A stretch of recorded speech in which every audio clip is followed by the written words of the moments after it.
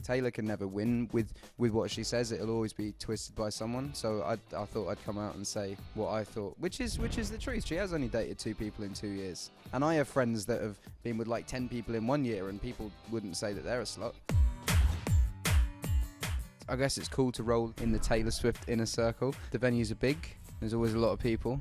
On this tour, they've all reacted really well. You kind of get your energy off the crowd. If the crowd's really kind of subdued, then you're going to be subdued, I guess. The first 2 rows, they're the ones that are the expensive tickets, and sometimes you get the odd person in there who's just got a lot of money who just stands there and looks a bit subdued. But, you know, they paid their money, and if they're having fun, they're having fun, I guess. But it's the ones at the back that go nuts. Oh, the daughters are having a good time, yeah. I don't know if dads are meant to have good times at big shows. I took my dad to see Green Day. I don't know if he liked them. Well, they said the Queen at one point, and he was a bit like, what? I actually made the fatal mistake of sitting down with my label heads, and I played him the second album, and then I played him the third album, and he was like, oh, well, I like this song, so now we have too many for the second album. So I'm going to record them all, but now I'm in a confused state of which one to put them on. The first album I did was more acoustic driven, because that's how we recorded it and how I wrote it. But this time I've had more time to kind of experiment a little bit and do some different stuff, I guess. Well, I've already started recording it. Yeah, I've already started. I'll finish it in August. I wanted it to come out this year, but it has to come out next year. It was amazing. I felt like a teenage girl though, like a proper fangirled out, because he went on stage to play Gangnam Style and he's like, this is for my friend Ed Sheeran, and then played it, and I was like, oh my god, he dedicated Gangnam Style to me. And yeah, proper fangirled out. And like, that was the second time I met Psy, yeah.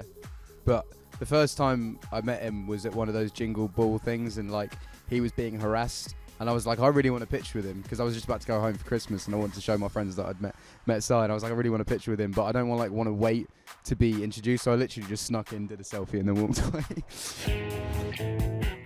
Ed Sheeran's dissing Selena Gomez. I know Selena through Taylor, and we actually hung out quite a lot that night. It wasn't actually directed at that, it was just after that, a lot of people came up to me and were like, oh, it's so good you didn't lip sync, and I was just a bit confused, because I was like, I thought that was like a normal thing to do. So I tweeted it, and yeah, people put words in my mouth, but I think I made it clear that it wasn't intended as a diss. I think you can't be a successful artist and not have haters. Mumford & Sons get quite a lot of stick in England, and I think they're one of the best bands out at the moment. Adele got really bad press in England at one point as well, and Adele's Adele. She's amazing. I think you can't be a successful act and have everyone love you. It kind of defeats the point of being successful. I think the worst thing in the world would be to have someone just be nonchalant, meh, you know.